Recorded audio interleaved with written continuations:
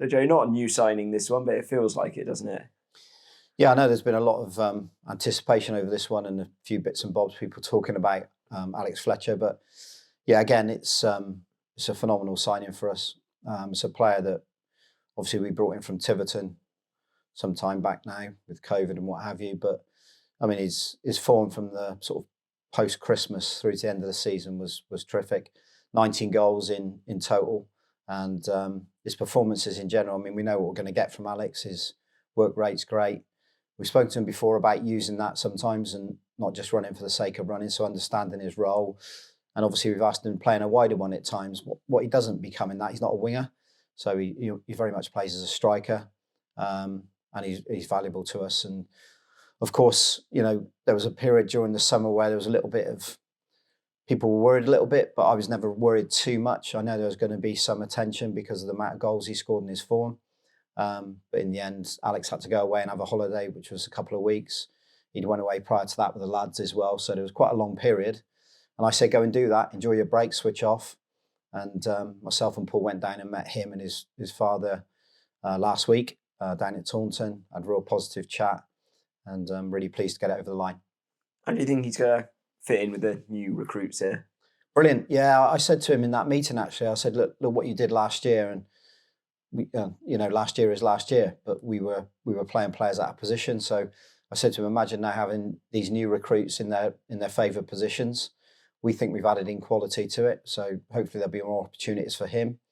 I spoke to him about where he wants to play because obviously he came in as a number 9. He's not actually played down the middle too much for us.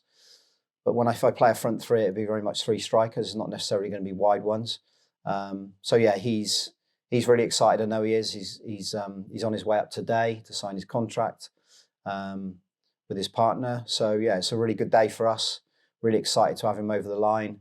I know he's excited to get started, and he'll be a key member in this new squad. It's going to go down very well with supporters, of course, who voted him as our Player of the Year's first full season at the club. His late season form as well was exceptional. Yeah, he deserved that. He deserved that. It killed me a little bit because it meant that he was sat there going, I'm the Player of the Year for the supporters and for the players and what have you. But no, listen, he thoroughly deserved that. I joke and jest about that. He was close to getting the manager's one as well, and obviously Joe had got that. So yeah, he was in the running for all those awards and much deserved. But in that conversation again in the week was very much, let's put those to bed now. Last season was last season. You've got your accolades. You've won your awards. And even when players sign contracts, I say once we've agreed that contract, everyone's happy. That goes away then, and the focus is on football. I know Alex very much is in that mindset. As I said, he's a great character. He'll fit in great with this new group, and people will bounce off Alex, the way he plays, the energy he comes with. He trains the way he's going to play, and as I said, everyone at the football club's delighted to get him over the line.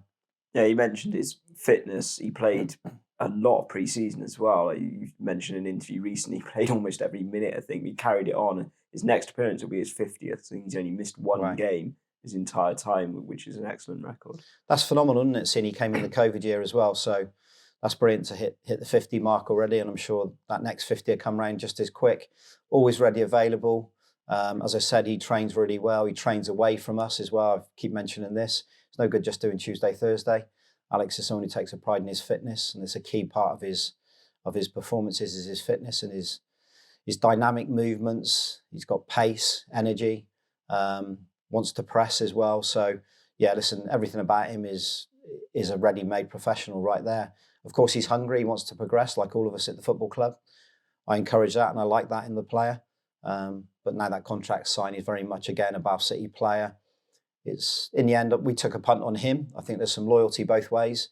We were the ones that watched him down at Tiverton and decided to go for him. It was a no-brainer for me. I could see he'd fit in with the group. And likewise now, he's paying back that loyalty and signing a contract with us here at the football club when there would have been some interest. But now's not the right time for Alex to move on. There may well be, and I hope he does. I hope he does get a move eventually. But hopefully we get success first. I said to him the other day, let's make sure this year we try and get some success as a group, as a team, as a football club. And whatever may happen as an individual will happen. Like I say, I don't hide away from stuff like that. I like players and want to move on. And if it doesn't happen, he knows it's a very good club and he's happy with the deal he's got. Is it key that Cody Cook's still here as well? He's got 39 goals between them last season. The fact that he's staying on for another season, they can renew that partnership. In the car, yeah, so that Cody can drive him up. No, listen, those two hit it off not only on the pitch, but off the pitch. Obviously, they travel up together with Elliot. And as we know, there'll be Jordan and Dan now in that car as well. That helps build those relationships. But on the pitch, we saw it in abundance, didn't we? And what I like about the two is they actually dovetail each other. We see it sometimes when Cody will end up in slightly wider area in a front three, and then Alex will end up down the middle. You think about his goal against Oxford here, that one we scored early. It was a switch of play and he was quite narrow, running down the middle of the pitch, and went and scored with aplomb, real calmness. I think he's added that to his game as well since he's been here. He's scoring goals at this level now because he's got that composure.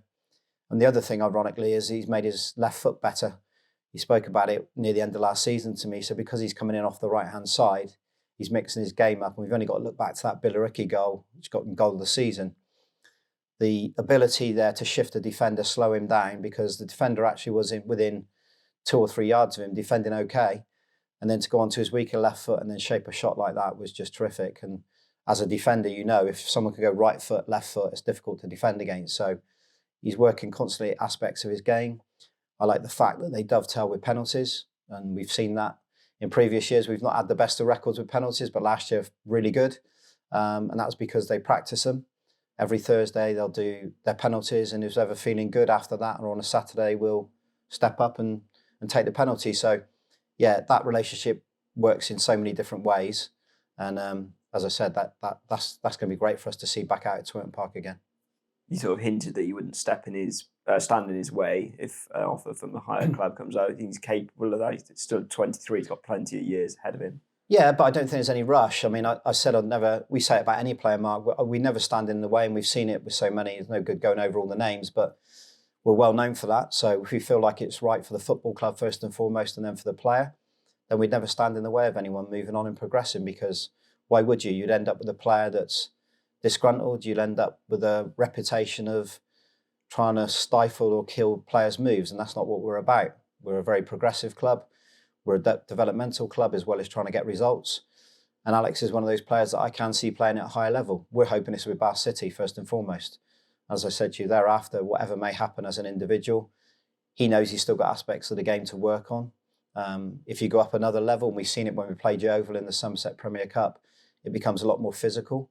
So not being the biggest of players, but he's very dynamic. He's strong in his physique. For a smaller player, it's using your body, how to use your body, freeing yourself up from any contact in 1v1s. And Alex is forever learning. He's a sponge in training, wants to listen, wants to learn, gives you honest feedback as well back to the coach. And that will stand him in good stead for his future going on. So yeah, he's someone I'm looking forward to working with this season for sure. I know all the other lads are the players. They all know he's re-signed, and that's given everyone a boost. All my staff are really pleased with it as well. And I'm sure when this goes out, all the supporters will be a great reaction all over social media, which Alex will love to read. And we'll look forward to him coming back in on the 28th.